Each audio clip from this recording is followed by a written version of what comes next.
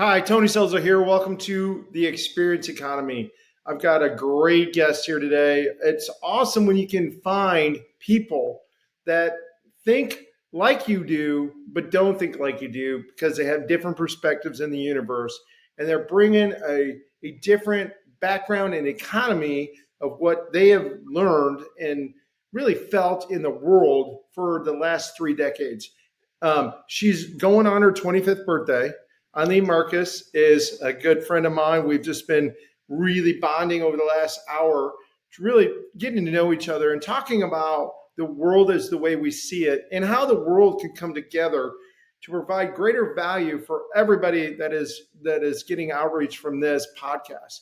So, Eileen Marcus, give us a little bit of your background and how you see the world today, and then what got you in, because you started in much different from me. You started in the nonprofit, in the service world, in the political community, and you got into business. And where I've gone from being in the business world and I'm getting sucked into the nonprofit world, talk to us about that contradiction, because it's awesome just to hear, your voice going back and forth about what we can do together. Thank you. And thanks, Tony, for that intro. I always look at the world like my philosophy comes down to there's no wrong door. You always get to where you're supposed to be. And no matter how you enter, you get there. And if I'm in a system that only lets me go one way or only believes there's one truth, then it's not the right place for me. So I think that, when you want to make the world a better place, and, that's very Pollyanna, and people say, oh, I want to help the world. But Right. you do that, one company, one person, one nonprofit, one idea at a time. So I grew up, in a house that was anything but calm, and I found community to escape to. So community was always the answer for me, right?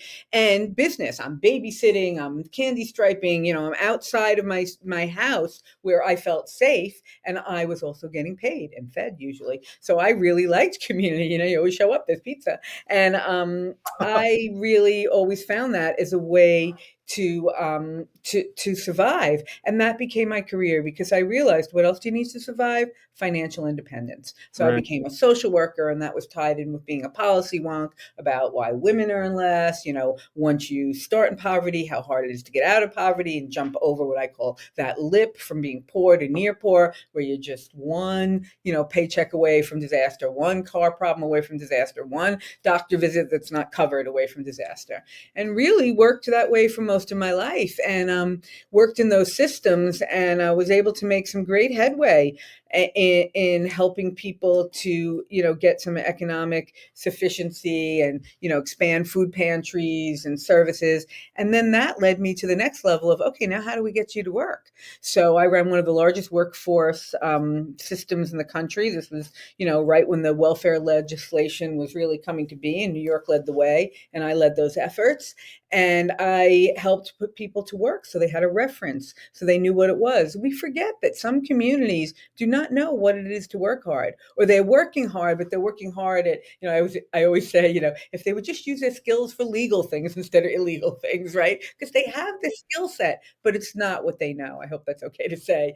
No. So showing people a way in. And I think that's pretty much another term, aside from no wrong door, that defines my career. Find a way in, not a way out. Not what's wrong with it, why I don't like it, why I can't do it. Try to find a way in.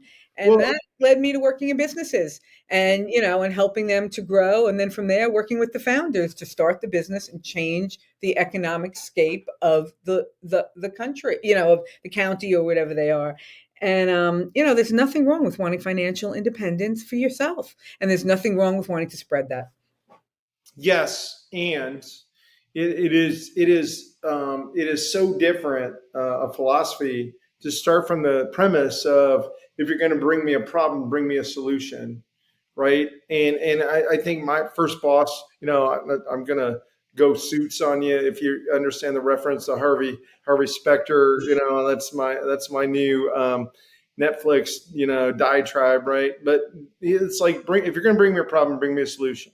And I think a lot of this world today is especially the media is amplifying what is the problem, what is the problem, what is the problem, because the problems sell eyeballs, right? I was telling somebody the other day, it's like, hey, if I get you with negativity, you're going to stay 7 times as long as I get if I get you with positivity, right? Right. And so the metrics are there to incentivize not necessarily the wrong behavior, but behavior that is isn't compensated long term, right?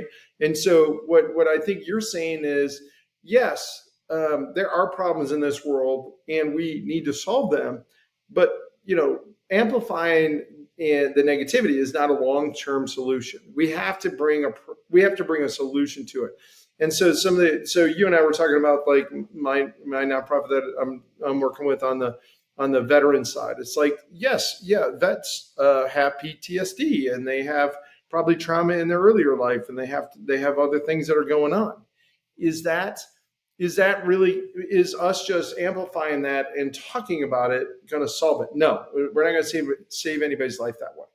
But could we help them get through in a sense of community? And that's what I think is so beautiful about what you're doing, on purpose, is you're building a community to solve a problem.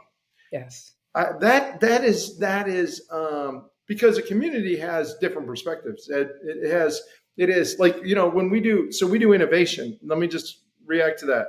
We do it. The best teams are diversified teams, Yeah. to solve a problem, because they have different perspectives. They're going to come at this like a SEAL team would to solve that. Somebody's a specialist in this, somebody's a specialist in this, and that's where you get a lot of work done in a short amount of time.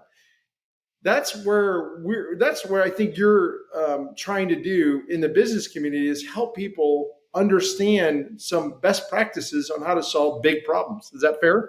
Yeah, and I think, the finer point on that is there are a lot of people with a lot of solutions too. But you said it, the answer isn't just in the solution, it's in the ability to work through that solution from different perspectives. And that all comes down to listening, hearing each other, and being able to say, I can let go of this piece of my solution, or this might have worked here, but this is a different group. Does that make sense? Because everyone has something to contribute. And if you think your solution is the only right one. So yeah, a lot of people focus, solutions in some ways, that, that rhetoric. I think about those things where like people are like, I'm meeting 100% of my goals. Look at me. And I always say, well, then they're not hard enough, or they're not the right goals. Because if you're meeting 100% of your goals, what are we working towards? Or we've achieved that, let's up our game. And I think it's the same thing with solutions. If you have a solution, let's figure out how that's the best solution, the most prescient solution, that it's going to change with us, and how it really incorporates every stakeholder that needs to have buy-in in it. Yeah, we do this activity with our clients. It's called red team, blue team, right? And so for an hour, you put on your red hat, and you're coming at it with whatever the red team's solution is. And then the next hour, you have to put on the blue hat, and you have to argue against the thing that you just Yes. proposed. And it's like it is, 10 years ago, it was a lot easier to do the activity. You say that again. Yeah. Now, man, everybody thinks they just do not want to give up the fact that they think they were right in the beginning, Yeah. and it's like, it's this affirmation bias that we all have going on because we're getting fed, our daily stream. My point of it is, it's like why is that so hard for us as humans right now? Like, especially in this experience that we're in, right? Why do we all think we have the right information at the right time at the right place to make decisions for the whole world? That's what scares me in general. So Now that's just a small little question we can solve. that. But I love that question because, I live in a small town now, and I'm the chair of the finance committee, and I see it, right? Like the black and white. And if we can't have peace in this little town, or in this little group, when the two teams are red hatting and blue hatting, how are we ever going to have it in the world? And I really think it comes down to two things, and that they cannot be, I think they work together in a weird way. One is, I call it historical hysterical. forget nature, this, that, whatever it is. But I think, I think it's something that is in your past that you don't even realize is in your DNA, right? That maybe you learned from your parents, like my parents were children of Holocaust survivors. So I learned about a lot of scarcity. You come from a certain perspective that's baked into you that you really don't even know you have to let go of. Yeah. So, those hysterical things. And Yep. then the second thing is, unfortunately, people see everything as a competition. They want to be heard, they want to be right, and I go back to the way organizations were built and kind of the foundings of kind of like how we used to work in assembly lines, right? That every job matters, and people forget that it doesn't matter where you are on the job scale or what your role is in the assembly line. But if you look at it, if you're not doing yours, the next person can't do theirs, and they don't really see their impact in others. So I think between your hysterical and I want what I want because I deserve what I want and this is what I want, we're stuck.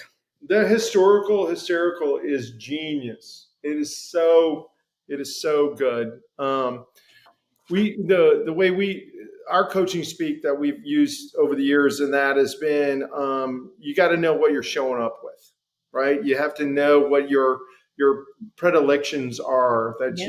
you bring to the party, because that creates a bias in you that you can't see beyond, right? And it creates it also, so we call, it's like, what is your blind spot, right? So That's so funny because that's what I use, and I'm like, "What's your BS?" And they look at me, "Your blind spot," but it's also your BS. It's the yeah, story you tell yourself. it is your BS and your BS, to your point, right? And so what happens is, why that's important in my world. I'm just going to put math to it. Like, so you're a founder, you're a tech company, you raised $3 million, you built this technology, you think you know what you're doing, you think you've solved the problem. Your BS could have you 2 years, and you and I were talking about this earlier. Like, I was 2 years to 3 years ahead of the market, and because I was 2 years to 3 years ahead of the market, I didn't get my next level of funding, which means that company sank and went from 100 employees to 5 because we didn't have the match product market fit, right? And so one of the brutal truths of like going to market with a startup and is like, if you don't match the time, talent, and tasks that the market needs to be solved for you to create revenue, you might not get past your 3 year window or your 2 year window or your 1 year Right. window. And that happens a lot. I mean, that happens so many times. Like, I could give you, I have 50 stories of that where like, I had my first client. He raised $3 million. We raised his next 15. He literally figured out how to turn off the genome that replicated the cancer gene in the human body. It should have been a $1 billion play, right? But the messaging was so far ahead of the market. We ended up getting a small exit, for IP. But he didn't know how to sell it. He didn't know how to go to market. All the things. And I think that's what happens more than people really understand. It's like we get in this conversation of being right. Like, we're right. Like, he was right to go to market. He was right in what he sold. He was right in how far he was advanced of the pharmaceutical companies that we were trying to partner with. The butt of it is, he wasn't right in perception, right? Correct. He wasn't listening enough, and I wasn't, candidly, listening enough to the market. And I think that's what people just don't get. It's like, you gotta, yes, you can create something that's really powerful, but you have to listen. Yeah, I think listening, is such a big skill. And you're bringing me to like one of my favorite topics, which is, I always say entrepreneurship is a team sport. You cannot go it alone. So, we were talking about Navy SEALs and people who, kind of really learned, and people who have certain, like you're saying, the person has a specialist on this. I always go back to Star Trek, right? This, no, because first of all, that's how we got the communicator, the Alexa. Well, I mean, we Steve got Jobs, applications we've never seen. And I love the later ones with the social worker, my roots, right? The social worker is reading the crew. But it's that idea that everyone has a specialty, and that's what, we really need to pay attention to. But it's the idea of team, that everyone really understands their role. And, we were talking before about solutions, right? And they're under a time frame and they have to come up with it.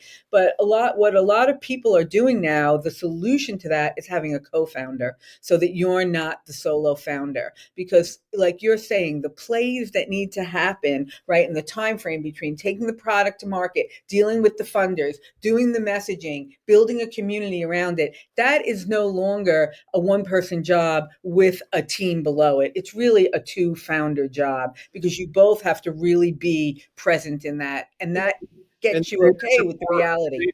the data supports what you're saying, Eileen, to the point where if you've got a visionary and an integrator, which is like, if you're Mhm. familiar with traction talk, you're 15 times more likely to be successful than just a visionary or an integrator. Or Exactly.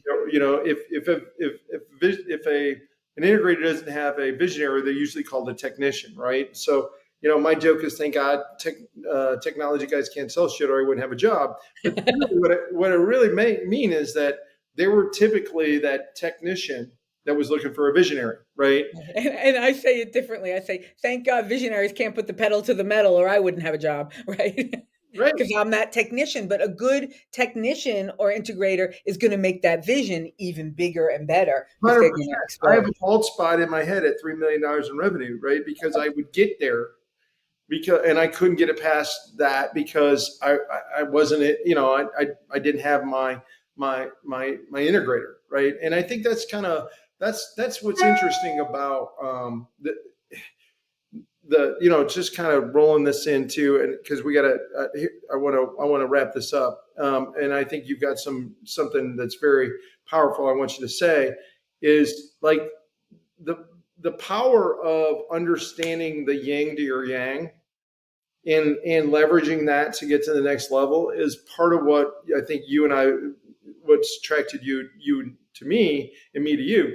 It's like understanding when that is there, and that can be leveraged in a whole different way. Is very it's amazing what can be done both in the for-profit and the nonprofit world. So Eileen, we got about 30,000 people that we're talking to today. They're founders, they're business owners, they're all over the board. What's the best thing what's the most important thing you want to give them in the next 30 seconds? I want to say, learn to live in your discomfort. Don't run to fix everything, to take action. Learn to live in your discomfort so you actually know what you're addressing. And I